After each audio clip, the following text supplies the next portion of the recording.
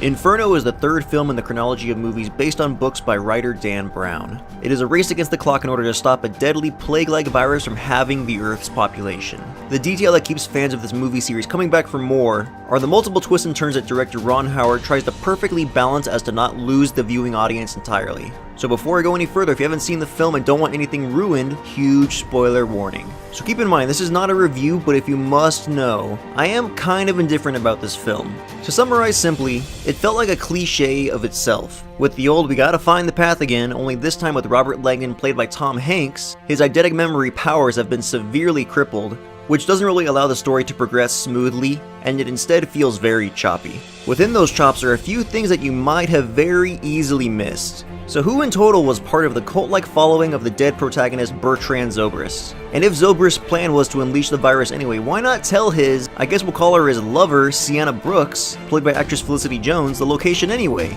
Why not make her do the same treasure hunt as Robert Langdon? How did Robert return the Dante mask to its rightful location? And who exactly is Harry Sims in this film, played by actor Irfan Khan? You know, the guy who was the pilot in Jurassic World. But who is he and what is his whole purpose in the film? So back to who's on Team Zobrist and for curing the human race from itself. Christophe Bouchard, who is with the World Health Organization played by actor Omar Sy, was not a believer in Zobrist and not on his side. He merely wanted to find the virus to sell it. And one of the big twists that we get in the film is when it's revealed that Sienna Brooks used Robert Langdon the entire time to try to ensure the release of the virus herself. Well, now she's in whatever circle of hell people who blow themselves up go to.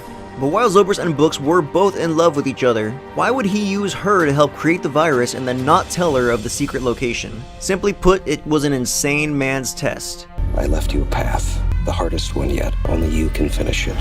Robert Langdon's most powerful attribute in the films prior was his eidetic memory. So with the help of Harry Sims, they decided to drug Langdon in order to create a fresh take in this race against the clock. Think of it like any supervillain putting the hero in an easily escapable situation. Why don't you just kill him? No, Scott, I have an even better idea. I'm going to place him in an easily escapable situation involving an overly elaborate death. Why don't you just shoot him now? Bang! Dead. Done. The path and the clues left by Zobrist were designed with the intent that only Robert Langdon could solve them. So this global epidemic was just a crazed billionaire's last wish. But like all the Dan Brown movie interpretations, it does make the audience think. I mean, there are a shitload of people on this planet, and there are a lot of problems going on, so would having the Earth's population really solve a lot of these crises? But that's all I'm gonna say about that. I don't want to go any further. So the biggest piece of this whole story that may have left audiences scratching their head the most was Harry Sims. So let's start from the beginning with him. Harry Sims runs a private security firm where he was hired, regrettably he says, by Bertrand Zobrist. His job was to shield Bertrand Zobrist and all his ventures, including faking the whole hospital shootout, allowing Robert to escape the hospital, faking the bullet wound in Robert Langdon's head, as well as capturing and drugging Robert to jumpstart this whole wild goose chase. It really is textbook over-elaborate plan that is designed for the good guy to win anyway. And as far as the actual ending, wherein Robert Langdon returned the Dante mask to its rightful location,